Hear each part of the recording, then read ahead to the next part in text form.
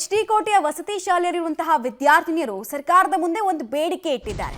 ಅವರು ಇಟ್ಟಿರುವಂತಹ ಬೇಡಿಕೆ ಏನು ಗೊತ್ತಾ? ಡೀಟೇಲ್ಸ್ ಬಂತು ನೋಡಿ.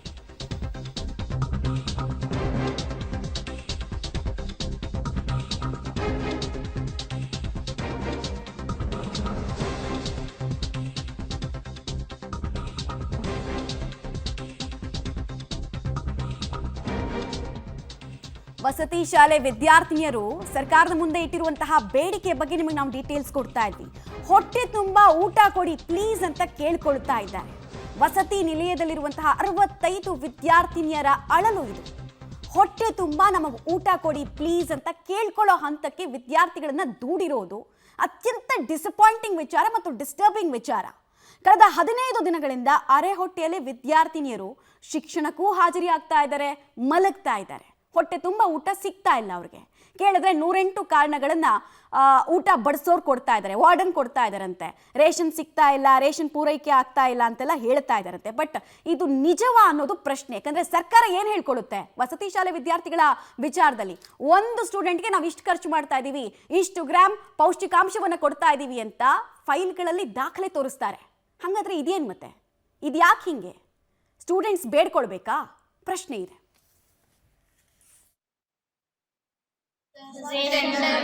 ಒಬ್ಬರು ಮಾತ್ರ ರೇಷನ್ ರೇಷನ್ ಕೊಡ್ಲಿ ಬಿಡ್ಲಿ ಅವ್ರು, ಅದು ನಮಗೆ ಬೇಡ. ನಿಮಗೇನು ಸಮಸ್ಯೆ ಇದೆ? ಊಟದ ಏನಾಗಿದೆ ಅಮ್ಮ? ರೇಷನ್ ಹಾಕಲ್ಲ ಅಂದ್ರೆ ನಮ್ಗೆ ಊಟ ಇಲ್ವಲ್ಲ. ಈಗೇನು ಕೊಡ್ತಾರ ಊಟಕ್ಕೆ? ಸರ್ ಟೊಮೆಟೊ ಸಾಂಬಾರು ಅನ್ನ, ಬೆಳಗ್ಗೆ ಬಾತ್ ಮಾಡಿದ್ರೆ ಟೊಮೆಟೊನಷ್ಟೇ, ಎಲ್ಲದಕ್ಕೂ ಟೊಮೆಟೊನೇ. ಎಷ್ಟು ದಿವಸದ ಸಮಸ್ಯೆ ಇದು? ಸರ್ ಹೋದ್ವಾರನೂ ಹಂಗೆ ಆಗಿತ್ತು. ಹೋದ ವಾರ ಆಗಿತ್ತು, ನಾನು ಬಂದಿದ್ದೆ. ಇಲ್ಲ ಮಕ್ಕಳು ಊಟ ಕೊಡ್ಬೇಕು ಅಂದ್ರೆ ಹೋದ ವಾರ ಎಷ್ಟು ಕೊಡ್ತಾಯಿದ್ರು ಊಟ? ಸರ್ ಸ್ವಲ್ಪ ಸ್ವಲ್ಪ ಕೊಡ್ತಾರೆ. ಅರ್ಧ ಹೊಟ್ಟೆ ತಿನ್ಕೊಂಡು ಅರ್ಧ ಹೊಟ್ಟೆ ಎಷ್ಟು ದಿನ ಕೊಡ್ತಾಯಿದ್ರು? 4 ದಿನ ಅರ್ಧ ಹೊಟ್ಟೆ ಕೊಡ್ತಾಯಿದ್ರು. ಯಾಕಂತ?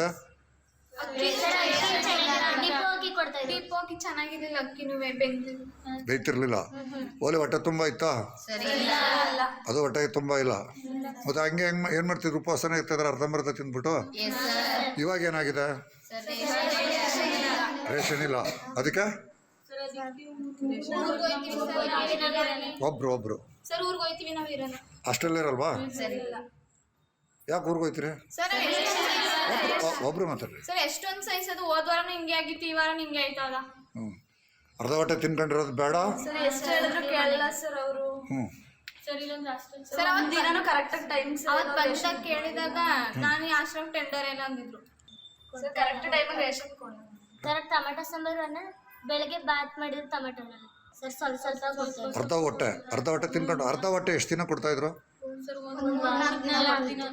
4 ದಿನ ಅರ್ಧ ಹೊಟ್ಟೆ ಕೊಡ್ತಾಯಿದ್ರು. ಯಾಕಂತ? ಓಲೆ ಹೊಟ್ಟೆ ತುಂಬ ಇತ್ತಾ? ಅದು ಹೊಟ್ಟೆ ತುಂಬ ಇಲ್ಲ. ರೇಷನ್ ಇಲ್ಲ. ವಿದ್ಯಾರ್ಥಿನಿಯರು ಹೇಳ್ತಾ ಇದ್ದದನ್ನ ಗಮನಿಸ್ತಾ ಇದ್ರಿ ನೀವು. ಟೊಮ್ಯಾಟೊ ಬಾತು, ಟೊಮ್ಯಾಟೊ ಸಾರು ಇಷ್ಟೇ ಮಾಡ್ತಾರೆ ಅಂತ. ಟೊಮ್ಯಾಟೊನಲ್ಲಿ ಎಲ್ಲ ಪೌಷ್ಟಿಕಾಂಶ ಸಿಕ್ಬಿಡುತ್ತಾ? ಹಾಗಾದ್ರೆ ಯಾರು ಉಳಿದ ತರಕಾರಿ ತಿಂತಾ ಇದ್ದಾರೆ? ಯಾವ ಇಲ್ಲಿ ಹೆಗ್ಣಗಳ ಕತೆ ಇದು? ಪ್ರಶ್ನೆ ಇದೆ. ಡೀಟೇಲ್ಸ್ ಕೊಡ್ತಾರೆ. ನೇರ ಸಂಪರ್ಕದಲ್ಲಿ ಜಾಯ್ನ್ ಆಗ್ತಾ ಇದ್ದಾರೆ KP ನಾಗರಾಜ್. ಸರ್ಕಾರ ನೋಡಿದ್ರೆ ಫೈಲ್ ಮಾಡುತ್ತೆ, ಫೈಲ್ಗಳ ಮೇಲೆ ಫೈಲ್ಗಳನ್ನು ಮಾಡುತ್ತೆ. ಒಂದು ವಿದ್ಯಾರ್ಥಿನಿಗೆ ಇಷ್ಟು ಗ್ರಾಮ್ ಪೌಷ್ಟಿಕಾಂಶ ಸಿಗ್ತಾ ಇದೆ, ಇಷ್ಟು ದುಡ್ಡು ಖರ್ಚು ಮಾಡ್ತಾ ಇದೀವಿ ಅಂತ ಹೇಳ್ಕೊಳ್ತಾರೆ. ಬಟ್ ಇಲ್ಲಿ ವಸ್ತುಸ್ಥಿತಿ ನೋಡಿದ್ರೆ ಬೇರೆದೇ ಇದೆ. ಸರ್ಕಾರ ಅನುದಾನವನ್ನ ರಿಲೀಸ್ ಮಾಡಿಲ್ವಾ, ಅಥವಾ ರಿಲೀಸ್ ಆಗಿರುವಂತಹ ಅನುದಾನ ಇಲಿ ಹೆಗಣಗಳ ಪಾಲಾಗ್ತಾ ಇದೆಯಾ? ಯಾವ್ದು ಸರಿ? ಮಮತಾ, ಸರ್ಕಾರಕ್ಕೆ ಮತ್ತು ಜೊತೆಗೆ ಅಧಿಕಾರಿಗಳಿಗೆ ನಾಚಿಕೆ ಆಗಬೇಕು ಮಮತಾ.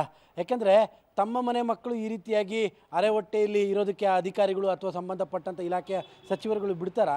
ಯಾಕಂದರೆ ಪಾಪ ಬಡ ವಿದ್ಯಾರ್ಥಿನಿಯರು ಬರುವಂಥದ್ದು, ವಿದ್ಯಾರ್ಥಿ ನಿಲಯಗಳೇ ಇರುವಂಥದ್ದೇ ಬಡವರು ಮಧ್ಯಮ ವರ್ಗದವರಿಗೆ ಸಹಾಯ ಆಗಲಿ ಅನ್ನುವಂಥ ಉದ್ದೇಶದಿಂದ ಈ ಒಂದು ಶಾಲೆಯಲ್ಲಿ ಈ ಒಂದು ಕಸ್ತೂರಿಬಾ ವಿದ್ಯಾರ್ಥಿ ನಿಲಯದಲ್ಲಿ ಮಮತಾ ನಿಮ್ಗೆ ಆಶ್ಚರ್ಯ ಆಗುತ್ತೆ. 65 ಮಕ್ಕಳಿದ್ದಾರೆ. 65 ಮಕ್ಕಳಿಗೆ ಟೀ ಮಾಡೋದಕ್ಕೆ 1 ಲೀಟ್ರ್ ಹಾಲು ಕೊಡ್ತಾ ಇದ್ದಾರೆ. ಅವನು ಟೆಂಡರ್ದಾರ. ಜೊತೆಗೆ 65 ಮಕ್ಕಳಿಗೆ ತಿಂಡಿ ಮಾಡೋದಕ್ಕೆ ಅವನು ಕೊಡ್ತಾ ಇರುವಂಥದ್ದು 5.5 kg ಸೊಸೈಟಿ ಅಕ್ಕಿನ ಅವನು ಸರಬರಾಜು ಮಾಡ್ತಾ ಇದ್ದಾನೆ. ಅವನು ಕೇಳಿದ್ರೆ ನಾನು ಕಡಿಮೆ ರೇಟಿಗೆ ಟೆಂಡರ್ ತೊಗೊಂಡ್ಬಿಟ್ಟಿದ್ದೀನಿ, ಹಾಗಾಗಿ ನನಗೆ ಅದನ್ನ ನಿಭಾಯಿಸೋಕ್ಕಾಗ್ತಾಯಿಲ್ಲ, ಹಾಗಾಗಿ ಟೆಂಡರ್ನ ರದ್ದು ಮಾಡಿ ಅಂತ ಬರೆದಿದ್ದೀನಿ, ನನಗೂ ಇದಕ್ಕೂ ಸಂಬಂಧ ಇಲ್ಲ ಅಂತ ಹೇಳ್ತಾನೆ ಟೆಂಡರ್ದಾರ. ಪಾಪ ಅಡುಗೆ ಸಹಾಯಕ್ಕೆ ಬಿಡಿ, ಪಾಪ ಯಾರೇನು ಕೊಡ್ತಾರೋ ಅದನ್ನು ಅವ್ರು ಅಡುಗೆ ಮಾಡಬೇಕಷ್ಟೇ, ಅಕ್ಕಿದೇನು ತಪ್ಪಿರಲ್ಲ.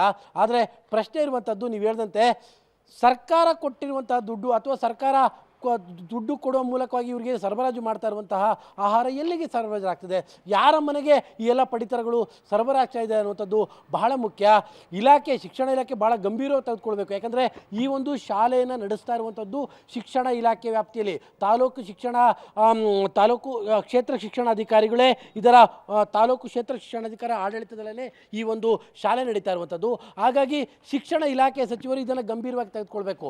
ಮುಖ್ಯಮಂತ್ರಿಗಳ ತವರಿನ ಜಿಲ್ಲೆಯ ಕತೆ ಇದು ಮುಖ್ಯಮಂತ್ರಿಗಳ ತವರು ಜಿಲ್ಲೆಗಳಲ್ಲಿ ಈ ಥರದ ಪರಿಸ್ಥಿತಿಗಳಾದರೆ ಇನ್ನು ಬೇರೆ ಜಿಲ್ಲೆಗಳ ಪರಿಸ್ಥಿತಿಗಳೇನು, ಬೇರೆ ತಾಲೂಕುಗಳ ಪರಿಸ್ಥಿತಿ ಏನು?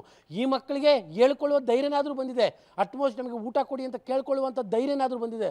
ಭಾಳಷ್ಟು ಮಕ್ಕಳಿಗೆ ಆ ಧೈರ್ಯನೂ ಕೂಡ ಇರೋದಿಲ್ಲ. ಎಲ್ಲಿ ನಮ್ಮನ್ನು ಶಾಲೆಯಿಂದ ಹೊರಗಡೆ ಹಾಕ್ಬಿಡ್ತಾರೋ, ವಸತಿ ಶಾಲೆಯಿಂದ ಹೊರಗೆ ಹಾಕ್ಬಿಡ್ತಾರೋ ಅನ್ನೋಂಥ ಭಯದಲ್ಲೇ ತುಂಬ ಮಕ್ಕಳಿರ್ತಾರೆ. ಹಾಗಾಗಿ ಈ ಮಕ್ಕಳು ಕೇಳ್ತಾ ಇರುವಂಥದ್ದು ಹೊಟ್ಟೆ ತುಂಬ ಊಟ ಕೊಡಿ ಅನ್ನುವಂಥದ್ದು. ಹೊಟ್ಟೆ ತುಂಬ ಊಟ ಹಾಕೋದಕ್ಕೂ ಕೂಡ ಇವ್ರಿಗೆ ಯೋಗ್ಯತೆಗಳು ಇಲ್ಲ ಅನ್ನೋದಾದರೆ ಇಂಥ ವಸತಿ ಶಾಲೆಗಳು ಯಾಕೆ ಬೇಕು ಅನ್ನುವಂಥದ್ದೇ ಇರುವಂಥ ಪ್ರಶ್ನೆ ಮಮತಾ. ರೈಟ್, ಧನ್ಯವಾದ KP ನಾಗರಾಜ್ ತಮ್ಮೆಲ್ಲ ಮಾಹಿತಿಗಾಗಿ. ವಸತಿ ಶಾಲೆಯ ದುಸ್ಥಿತಿ ಬಗ್ಗೆ ನಿಮ್ಮ ಪಬ್ಲಿಕ್ ಟಿವಿ ಬೆಳಕು ಚೆಲ್ತಾ ಇದೆ. ಇನ್ನಾದರೂ ಸಂಬಂಧಪಟ್ಟಂತಹ ತಾಲೂಕು ಶಿಕ್ಷಣಾಧಿಕಾರಿಗಳು ಸ್ಪಾಟ್ಗೆ ವಿಸಿಟ್ ಕೊಡ್ತಾರಾ? ಆ ಟೆಂಡರ್ ನಡೆಸ್ತಾ ಇರೋನಿಗೆ ಅಟ್ಲೀಸ್ಟ್ ಪೂರೈಕೆ ಮಾಡೋಕ್ಕಾಗ್ತಿಲ್ಲ ಅಂದರೆ ಟೆಂಡರನ್ನು ರದ್ದತಿ ಮಾಡಿ ವಿದ್ಯಾರ್ಥಿಗಳಿಗೆ ತುರ್ತಾಗಿ ರೇಷನನ್ನು ಪೂರೈಸುವಂತಹ ಕೆಲಸವನ್ನು ಮಾಡ್ತಾರಾ ಅನ್ನೋದನ್ನ ನೋಡಬೇಕಾಗಿದೆ ನಾವು. ಕರೆಕ್ಟ್ ಟೈಮಿಗೆ ರೇಷನ್ ಕೊಡೋದು. ಸರ್ ಟೊಮೆಟೊ ಸಾಂಬಾರನ್ನ ಬೆಳಗ್ಗೆ ಬಾತ್ ಮಾಡಿದ್ರೆ ಟೊಮೆಟೊ ಸರ್ ಸ್ವಲ್ಪ ಸ್ವಲ್ಪ ಕೊಡ್ತಾರೆ. ಅರ್ಧ ಹೊಟ್ಟೆ ತಿನ್ಕೊಂಡು ಅರ್ಧ ಹೊಟ್ಟೆ ಎಷ್ಟು ದಿನ ಕೊಡ್ತಾಯಿದ್ರು? 4 ದಿನ ಅರ್ಧ ಹೊಟ್ಟೆ ಕೊಡ್ತಾಯಿದ್ರು. ಯಾಕಂತ ಓಲಿ ಹೊಟ್ಟೆ ತುಂಬ ಇತ್ತಾ?